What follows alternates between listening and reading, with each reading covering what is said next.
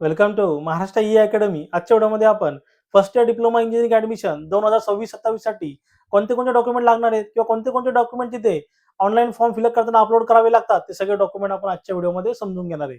बघा, असेच तुम्हाला पुढच्या येणाऱ्या व्हिडिओचे अपडेट हवे असतील तर आपलं जे टेलिग्राम चॅनल आहे ते टेलिग्राम चॅनल तुम्ही जॉईन करा. त्याची लिंक तिथे डिस्क्रिप्शन मध्ये दिलेली आहे. तसेच तुम्हाला डायरेक्टली माझ्याशी कम्युनिकेट करायचं असेल तर डिप्लोमा रिलेटेड काही डाऊट्स असतील तर तुम्ही आपली जी व्हॉट्सअप कम्युनिटी आहे ती व्हॉट्सअप कम्युनिटी तिथे जॉईन करू शकता.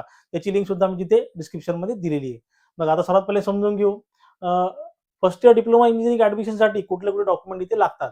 बघा, डीटी महाराष्ट्र म्हणजे director of technical education Maharashtra यांच्याकडनं आलेलं जे सर्क्युलर आहे त्या सर्क्युलरनुसार तुम्हाला अशा प्रकारचे डॉक्युमेंट तिथे अपलोड करावे लागतात. हे डॉक्युमेंट तुम्हाला लागतील तिथे फॉर्म फिलअप करताना. बघा, रिक्वायर्ड डॉक्युमेंट बघा सगळ्या स्टुडंटसाठी म्हणजे ऑल कॅटेगरीच्या स्टुडंटसाठी कुठले डॉक्युमेंट इथे लागतात. तर 10वीची मार्कशीट तुम्हाला इथे लागेल, लिव्हिंग सर्टिफिकेट किंवा ट्रान्सफर सर्टिफिकेट लागेल, देन डोमिसाइल सर्टिफिकेट किंवा बर्थ सर्टिफिकेट किंवा नॅशनॅलिटी सर्टिफिकेट किंवा एलसी सुद्धा ऑप्शन इथे असतो, म्हणजे लिव्हिंग सर्टिफिकेटचा सुद्धा ऑप्शन तिथे असतो. हे डॉक्युमेंट कशासाठी पाहिजे का तुमचा इथे जन्म महाराष्ट्रामध्ये झालेला आहे आणि तुम्ही इंडियन नॅशनल आहात हे तिथे प्रूव्ह होतंय. तर तुम्ही डोमिसाइल, बर्थ किंवा नॅशनॅलिटी किंवा लिव्हिंग सर्टिफिकेट हे सुद्धा चालेल इथे. देन आधार कार्ड तुमचा तिथे पाहिजे. त्यानंतर पासपोर्ट साईज तुमचा फोटो तिथे पाहिजे. देन तुमचं इन्कम सर्टिफिकेट पाहिजे आणि ते व्हॅलिड पाहिजे इन्कम सर्टिफिकेट 31 मार्च 2027 पर्यंत. बघा, 31 मार्च 2027 पर्यंत तुमचं हे व्हॅलिड पाहिजे आणि इन्कमचं जे लिमिट आहे ते 8 लाखापेक्षा कमी पाहिजे. त्यानंतर बघा, बँक अकाउंट डिटेल्स तुमचे पाहिजे. तुमचं कुठल्या तरी नॅशनलाइज बँकेमध्ये तुमचं अकाउंट पाहिजे.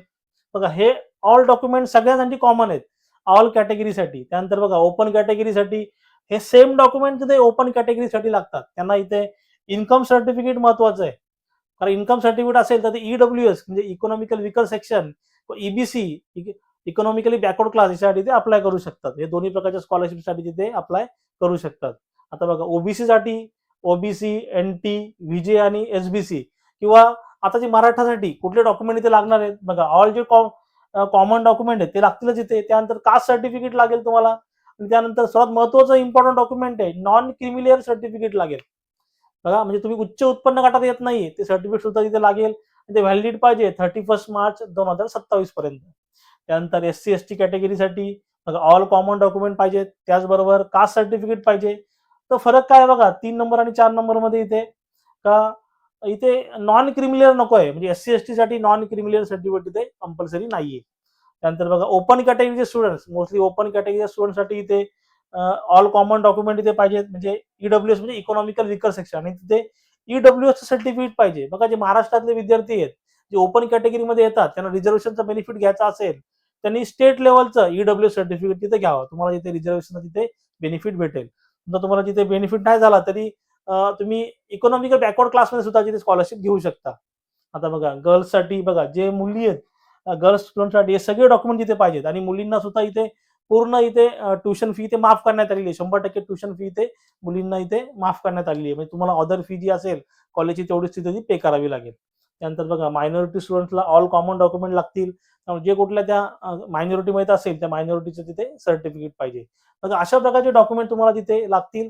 तुम्ही ज्या कुठल्या कॅटेगरीमध्ये येत असाल तुम्ही हे डॉक्युमेंट तिथे फोकस करा. हे डॉक्युमेंट असतील तर तुम्ही तिथे फॉर्म तिथे फिलअप करू शकता. तसं फॉर्म कसा फिलअप करायचा आहे आणि बघा, मागच्या वर्षाचा फॉर्म मी ऑलरेडी दाखवलेला आहे कसा फिलअप करायचा आहे. तो व्हिडिओ तुम्ही तिथे रेफर करू शकता. वाटल्यास त्याची लिंक तिथे मी तिथे डिस्क्रिप्शन मध्ये देईल. तसं ह्या वर्षाची जी ऍडमिशन प्रोसेस आहे मे बी 20 मे 2026 पासून स्टार्ट होणार आहे. तर उद्यापासून मे बी ती स्टार्ट होईल. बघू आता पुढे अपडेट आले जसं जसं अपडेट येईल तसं मी तिथे तुम्हाला कम्युनिकेट करेल. मग याच्यामध्ये काय डाऊट असेल सगळ्यामध्ये जरूर तिथे तुम्ही मला कमेंटमध्ये विचारू शकता. थँक्यू.